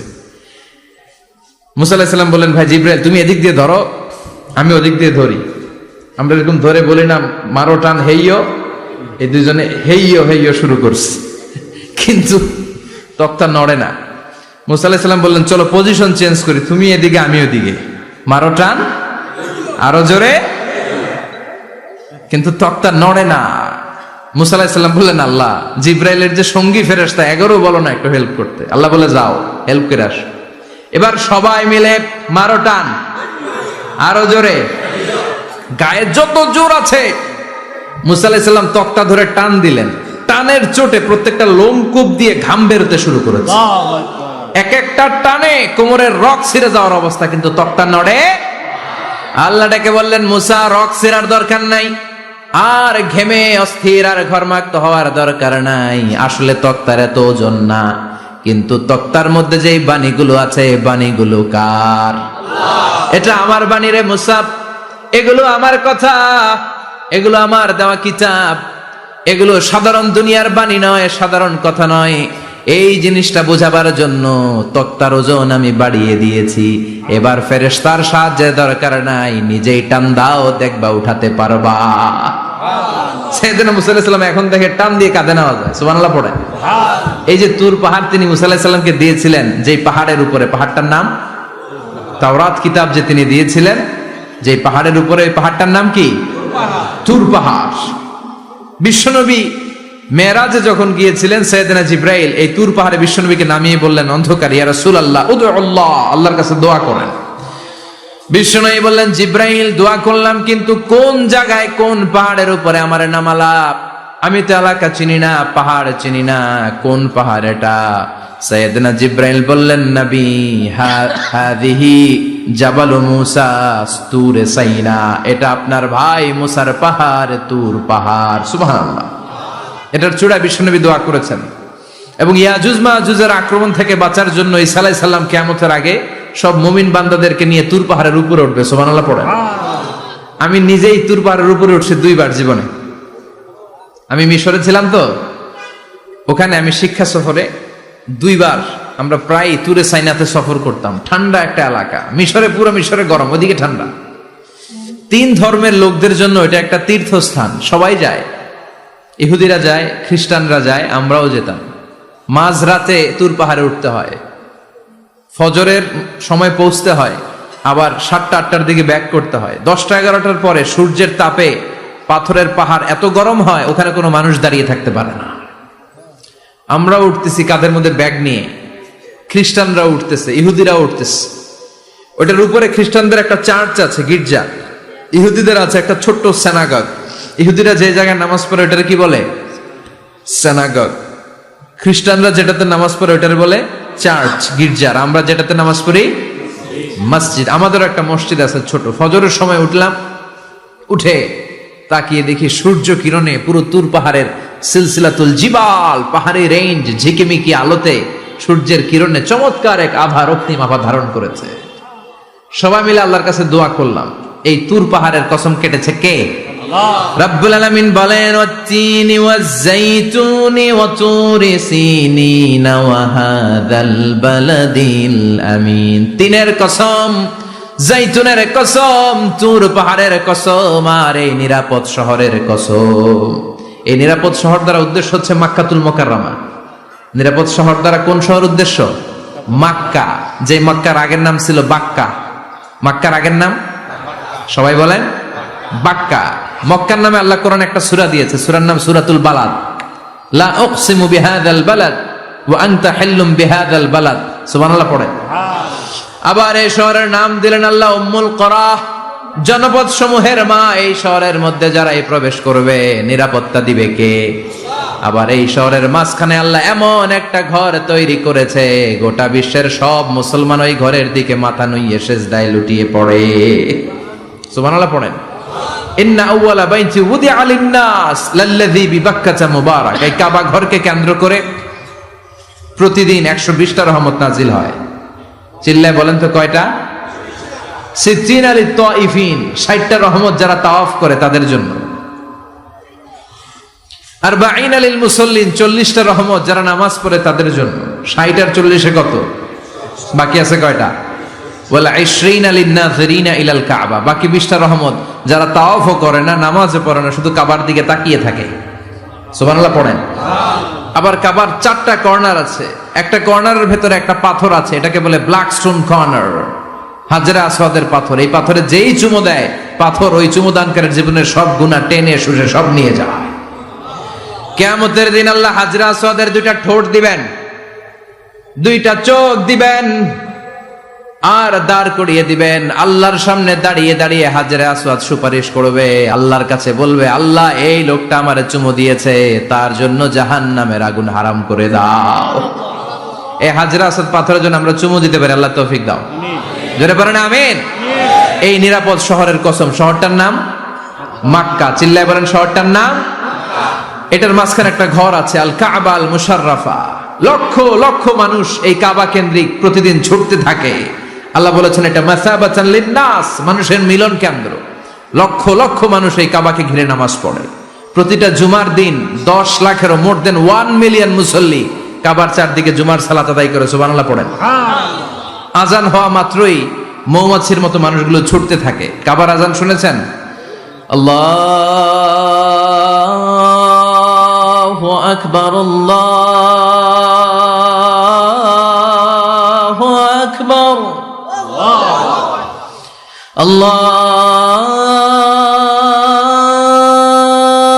আল্লাহু আকবার,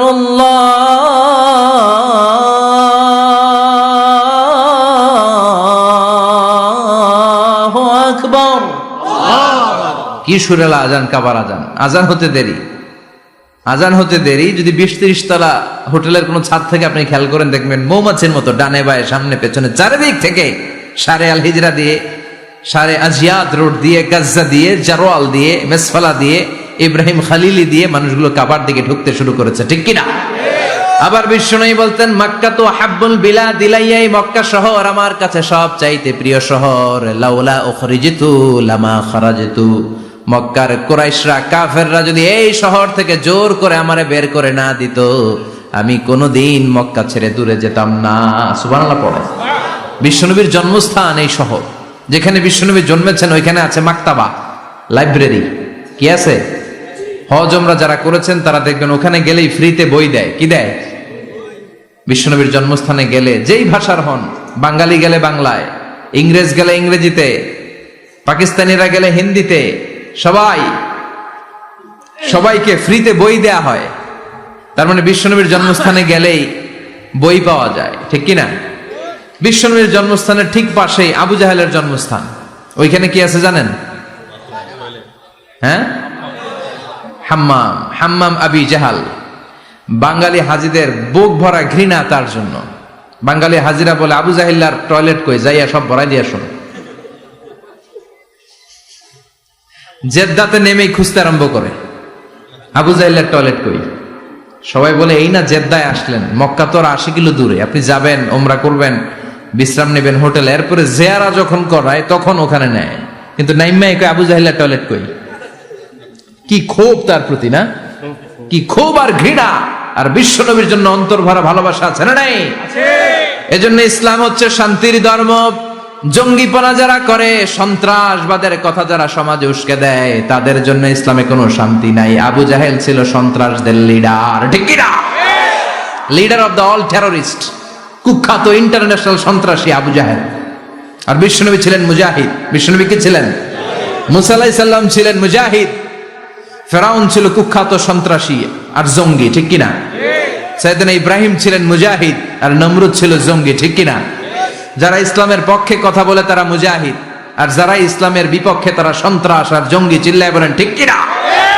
সে আল্লাহ ডেকে বললেন, গোলামুত্তিনি ওয়াজ-যাইতুনি ওয়া তুরি সিনিনা ওয়া হাযাল বালাদিল আমিন। 3 ফলের কসম, জাইতুনের কসম, তুর পাহাড়ের কসম, বিশ্বনবীর জন্মস্থান মক্কাতুল মুকাররমার কসম। 4টা জিনিসের কসম কেটেছে কে? আল্লাহ। কয়টা জিনিসের? 4টা জিনিসের কসম কেটে আল্লাহ একটা কথা বলবেন। ওই কথাটার গুরুত্ব বেশি না কম? লাকাদ খালাকনাল ইনসানা ফি আহসানি তাকওয়িম। সবাই পড়েন, লাকাদ খালাকনাল ইনসানা ফি আহসানি তাকওয়িম। নিশ্চয় আমি মানুষের চেহারাটারে, আকৃতিটারে বড্ড চমৎকার আকৃতি দিয়ে তৈরি করেছি। সুবহানাল্লাহ। মানুষের মতো কোনো সুন্দর প্রাণী পৃথিবীতে নাই, আছে? গরু দেখবেন সবগুলোর চেহারা একরকম। কুকুরের অলমোস্ট সব কুকুরের কেন্দ্রীয় চেহারা এক, সব ছাগলের কেন্দ্রীয় চেহারা এক। কিন্তু একটা মানুষের সাথে আরেকটা মানুষের চেহারা মিলে? আমার সাথে হুজুরের চেহারার মিল আছে? হুজুরের সাথে ভাইয়ের, ভাইয়ের সাথে আপনার। 700 কোটি মানুষ নাকি পৃথিবীতে এখন আছে। এই 700 কোটির সাথে একটার লগে আরেকটার মিলে? কত 700 কোটি ময়রা কবরে ভূতে হয়েছে, একটার সাথে আরেকটার মিল ছিল? আরো কত 700 কোটি যে কিয়ামতের আগে আসবে, একজনের সাথে আরেকজনের চেহারার কোনো মিল খাবে? এরপর আপনি হিউম্যান অ্যানাটমি নিয়ে গবেষণা করেন, পায়ের পাতা থেকে শুরু করে মাথার তালু পর্যন্ত একটার পর একটা অঙ্গ এমন ভাবে আল্লাহ তৈরি করেছে, পৃথিবীর কোন ডিজাইনারের কোন ডিজাইন দ্বারা এটাকে মাপজোক আর পরিমাপ করা সম্ভব না। চিল্লায় বলেন ঠিক কিনা? এজন্য আল্লাহ বললেন লাকাদ খালাকনাল ইনসানা ফি আহসানি তাকওয়িম, মানুষকে চমৎকার আকৃতি দিয়ে তৈরি করেছে কে?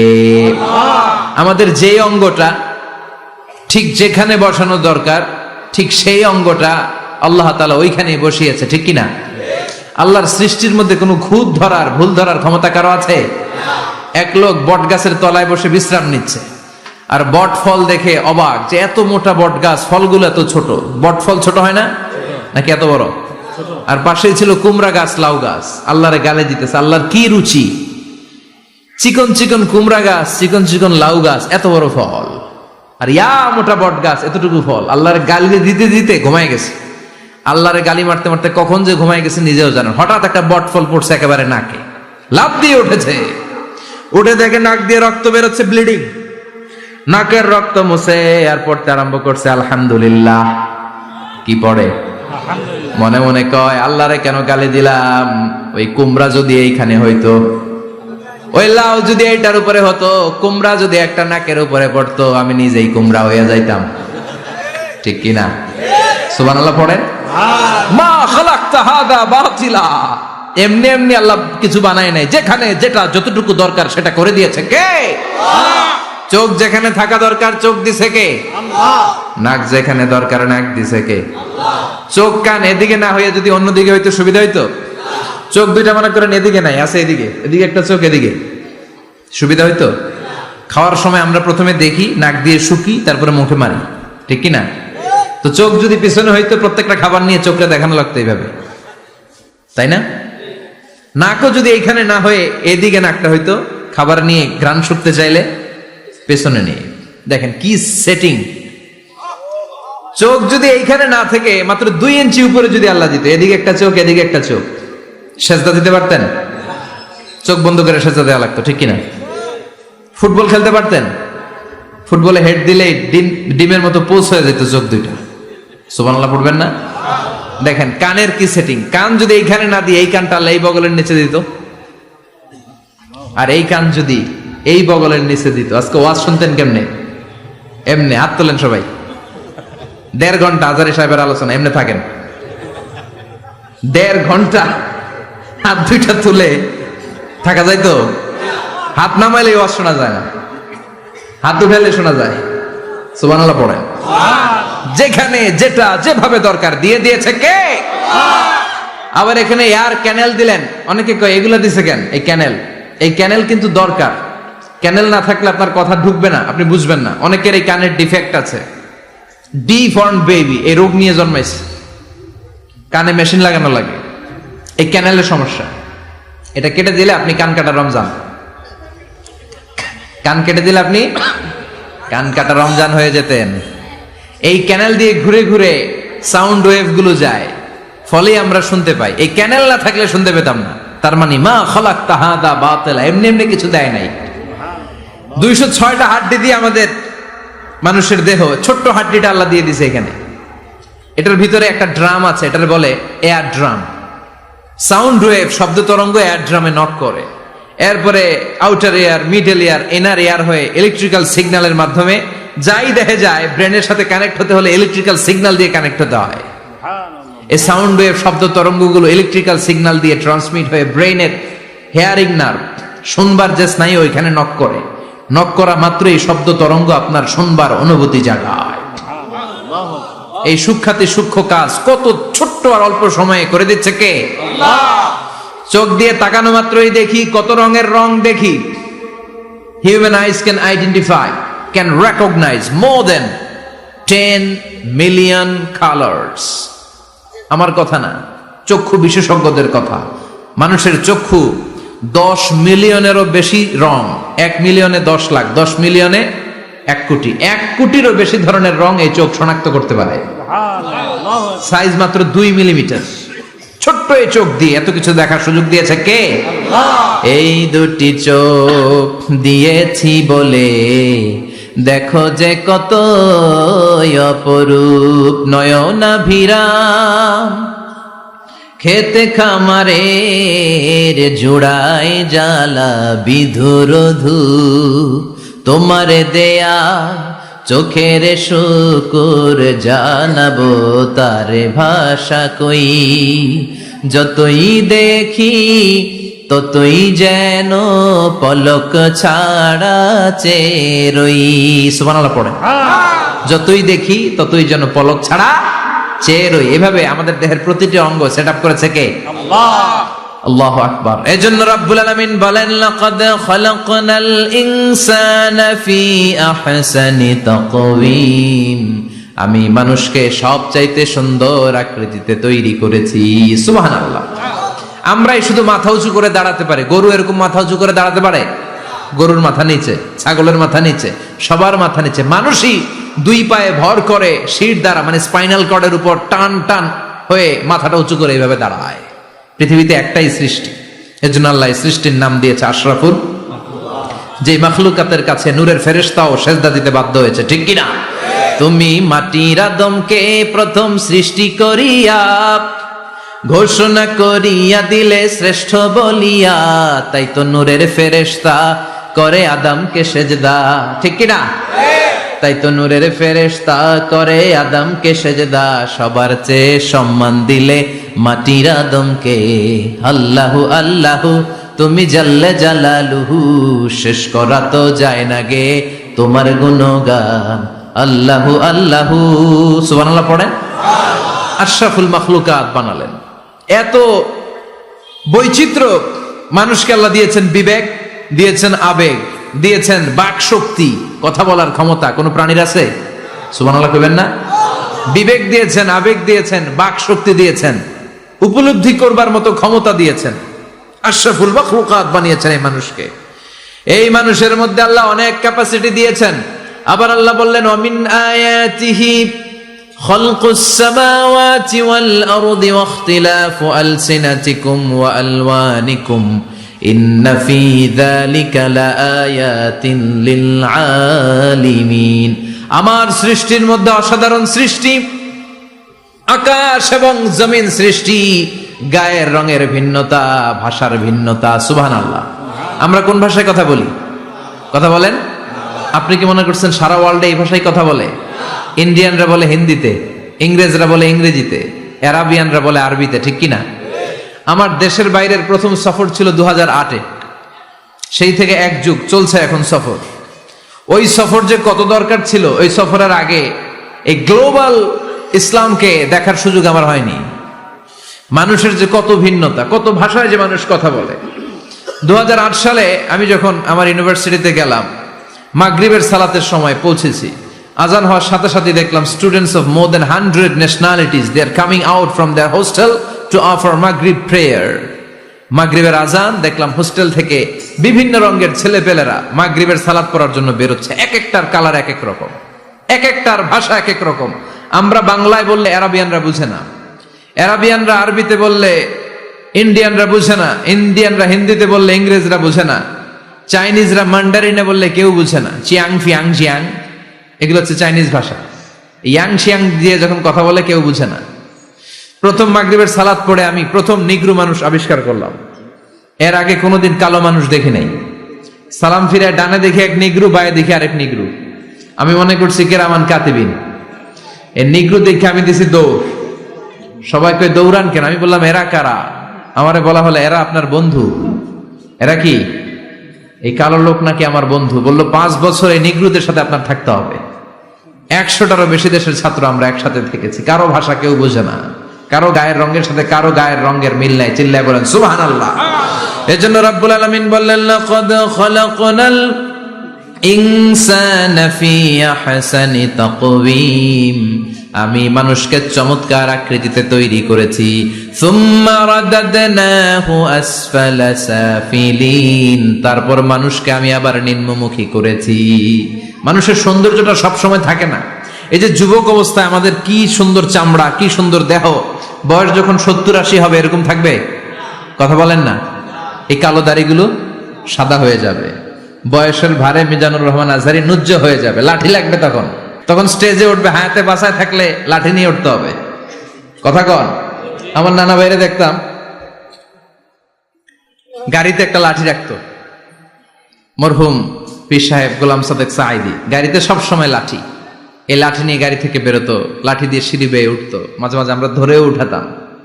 তো উনি কি এরকম ছিল না? একদিন ইয়াং তাগড়া যুবক, রং ধরা যৌবন, জং ধরে শেষ থাকে না।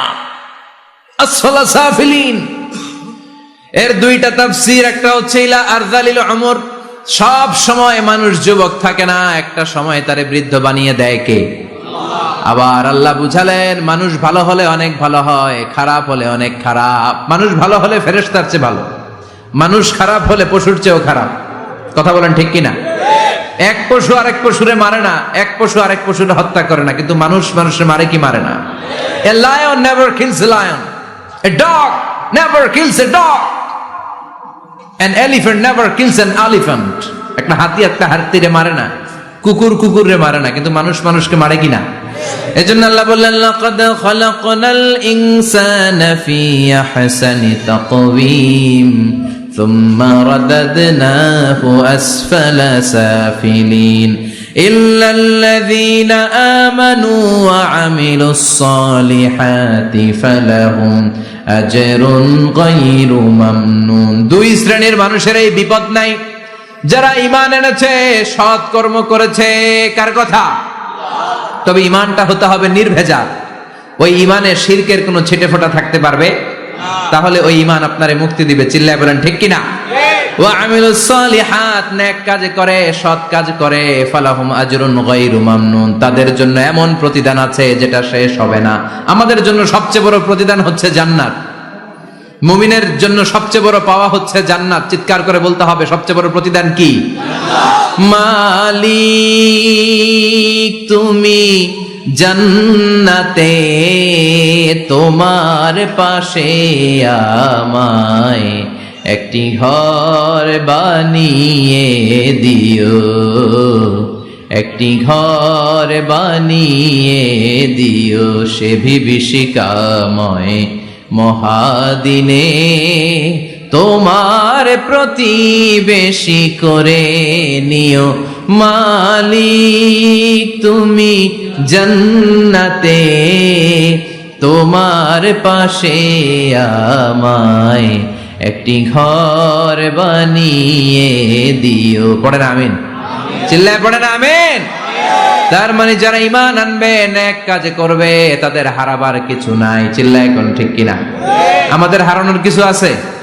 আমরা মল্লে শহীদ, বাঁচলে মল্লে শহীদ, বাঁচলে। এজন্য ঈমানটা হতে হবে পাকা ঈমান। ঈমানদার কখনো পথ হারায় না। ঈমানদার ভরসা রাখে কার উপর? আপনি যদি ঈমানের পক্ষে থাকেন, কোরআনের পক্ষে থাকেন, ইসলামের পক্ষে থাকেন, আপনার উপর আযাব আসবে, গজব আসবে, বিপদ আসবে, নবীদের উপর যেমনি এসেছে। ঠিক কিনা? ঝুঁকি যদি আসে, ভয় যদি আসে, আপনার উপর আযাব যদি আসে, শাস্তি যদি আসে, অত্যাচার আসে, মুমিন কখনো ভয় পায়? কথা বলেন। মুমিন কখনো পথ হারায় না, মুমিন কখনো আশা ছাড়ে না। চিল্লায় বলেন ঠিক কিনা? কারণ মুমিন খুব ভালো করে জানে রাত্রি যত গভীর হয়, সুবহে সাদিকের সময় কাছে আসতে থাকে। কথা বলেন। গর্ভবতী মায়ের পেটের ব্যথা যত বাড়তে থাকে, নতুন মেহমান আসার সময় কাছে আসতে থাকে। তেমনি ইসলামের পক্ষে যারা কথা বলে, ইসলামের পক্ষে যারা লড়াই করে, হকের ব্যাপারে যারা বাতিলের বিরুদ্ধে আপোষহীন, তাদের উপর যত অত্যাচার আসবে, ইসলামের বিজয়ের সময় কাছে ঘনাতে থাকবে। চিল্লায় বলেন ঠিক কিনা? সে আল্লাহ বললেন ইল্লাল্লাযীনা আমানু ওয়া আমিলুস সালিহাতি ফালাহুম আজরুন গায়রু মামনুন ফামা ইউকাযযিবুকা বা'দু বিদ্দীন আলাইসাল্লাহু বিআহকামিল হাকিমিন। ও নবী, এরপরেও কোন জিনিস তাদেরকে ইসলাম থেকে দূরে রাখে? তাদেরকে জিজ্ঞেস করেন আমি কি শ্রেষ্ঠতম বিচারক নই? সব বিচারকের শ্রেষ্ঠ বিচারক কে? কার বিচারে কোনোদিন জুলুম হয় না? চিল্লায় বলেন। আল্লাহর বিচারে কেউ কোনোদিন ঠকবে?